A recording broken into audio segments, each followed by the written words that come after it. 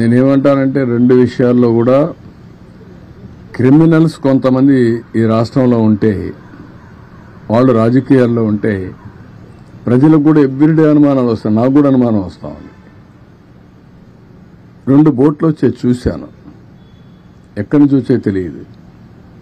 వచ్చి నేరుగా ప్రకాశం బ్యారేజ్ని ఢీకొన్నాయి. ఆ ప్రవాహంలో ఒక విధంగా ఆలోచిస్తే అది ప్రమాదమే. కానీ అది ఎక్కడ హిట్ చేయాలని అక్కడ హిట్ చేయకుండా వేరే ప్రాంతంలో హిట్ చేసింది కాబట్టి కొంతవరకు సేఫ్ అయింది. ఇప్పుడు దాన్ని కన్నయ్య నాయుడు ఈరోజు వచ్చి చూశాడు. ఏ విధంగా చేయాలి, ఎట్లా సేఫ్టీ ఆఫ్ ది ప్రాజెక్ట్ కాపాడుకోవాలనో కాపాడుకునే పరిస్థితి వస్తుంది. ఇప్పుడు చాలామంది దాని మీద దీంట్లో కూడా కుట్ర ఉందని అనుమానించే పరిస్థితికి వచ్చారు.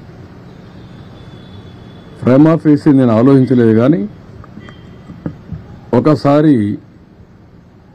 వివేకానంద రెడ్డి మర్డర్ చేసి గుండెపోటని చెప్పగలిగిన వాళ్ళు ఇలాంటివి కూడా చేయొచ్చేమో. వి కెనాట్ ఇది. ఈరోజు రేపల్లి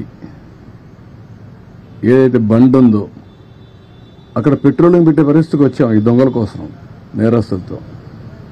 ఎప్పుడన్నా ఆలోచించామంటే పెట్రోలింగ్ పెట్టాలని? నాకెప్పుడు లేదు. 1-2 సార్లు పెట్రోలింగ్ ఎందుకు పెట్టానంటే, నాగార్జున సాగర్ లెఫ్ట్ మెయిన్ కెనాల్లో రైతులు నీళ్లు రానియకుండా ఉంటే సమైక్య ఆంధ్రప్రదేశ్లో ముఖ్యమంత్రిగా చివరి భూములకు నీళ్లు తేవడానికి పెట్రోలింగ్ పెట్టి డిఎస్పీని ఆర్డీఓని పెట్టి నీళ్లు తీసుకొచ్చాను. నౌ క్రిమినల్స్ ఎవరైనా కానీ బ్రీచెస్ చేస్తారేమో అనే భయంతో ఇప్పుడు పెట్రోలింగ్ పెట్టమని చెప్పాను నేను డీజీపీకి, ఇప్పుడు సిఎస్కి ఇద్దరికి. What is the fate? Amaravati ఎందుకు పనిగట్టుకొని మీరు ప్రచారం చేస్తున్నారు మునిగిపోయిందని? మీరు చూడండి, ఒక విష ప్రచారం వైఎస్ఆర్ కాంగ్రెస్ పార్టీ దానికి సంబంధించిన బ్లూ మీడియాలోనే స్టార్ట్ అవుతున్నాయి. ఇదే పని పెట్టుకున్నారు. ఇదే పని పెట్టుకొని ప్రతి ఒక్క దాన్ని విష ప్రచారం చేస్తూ మభ్యపెట్టే విధంగా చేసే పరిస్థితి వచ్చారు. కొన్ని ఇక్కడ ఇంకా ఎస్టాబ్లిష్ చేయలేదు, కానీ అనుమానం వచ్చే పరిస్థితి కూడా వస్తుంది. కానీ ఎవరిని వదిలిపెట్టను, చాలా ఫర్మ్గా ఉంటాం. గుడ్ల వల్లేర్లు ఏంటంటే మీ పని? సిగ్గుందా మీకు? 300 వీడియోలు ఉన్నాయా? ఇవన్నీ తీశారా? అన్ని యూనివర్సిటీలో తీస్తున్నారా? ఎవరు చెప్పాడు మీకు? అంటే ఆ పిల్లల భవిష్యత్తు అవసరం లేదు మీకు? ఓసారి అక్కడ జరిగిన సంఘటన పట్ల పిల్లలు ఆవేశంగా ఉన్నారు. ఆవేశంగా ఉంటే రాజకీయ నాయకుడిగా, ఒక ఎల్డర్లుగా నా బాధ్యత ఏంటి?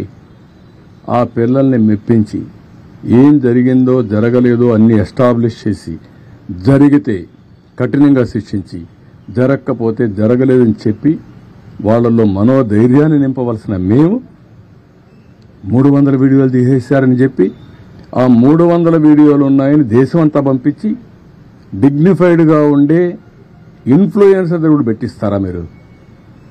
ఏమనుకుంటున్నారు మీరు? ఒళ్ళు దగ్గర పెట్టుకోవాలా.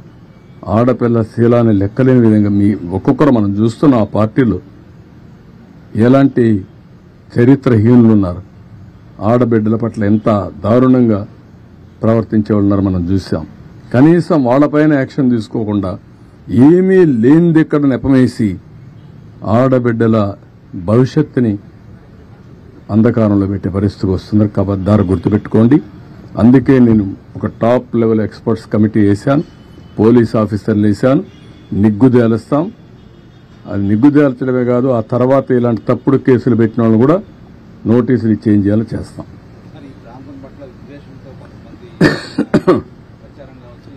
ఈ ప్రాంతం పట్లే కాదు, వాళ్ళ రాజకీయ భవిష్యత్తు కోసం అందుకే చెప్పాను. ఇక్కడ ఒక భూతం ఉంది, ఈ భూతం ఉన్నంత వరకు అందరూ భయపడతారు రావడానికని. అలాంటి భూతమే అతను, ఆ పార్టీ. ఇది మంచిది కాదు. నీ రాజకీయం కోసం 24 గంటలు ఇదే పని అయితే ప్రజలు ఏ విధంగా హర్షిస్తారండి? ఏ రాజకీయ నాయకుడైనా చేయాల్సింది ప్రజాహితం కోసం పనిచేయాలి, ప్రజల్ని ఎంపవర్ చేయాలి, తద్వారా రాజకీయ లబ్ధి పొందాలని ఆలోచించాలి తప్ప సమాజం ఏమైపోయినా పర్వాలేదు, అమరావతి రాకపోయినా పర్వాలేదు, ఇండస్ట్రీస్ లేకపోయినా పర్వాలేదు, ఆడబిడ్డలు ఏమైనా పర్వాలేదు అనే దరిద్రమైన రాజకీయం చేయడం కరెక్ట్ కాదు. ఓకే, ఇంతవరకే ఈరోజు. ఎందుకంటే రేపు నాకు ముఖ్యంగా వరదలు దాని మీదనే మాట్లాడదాం.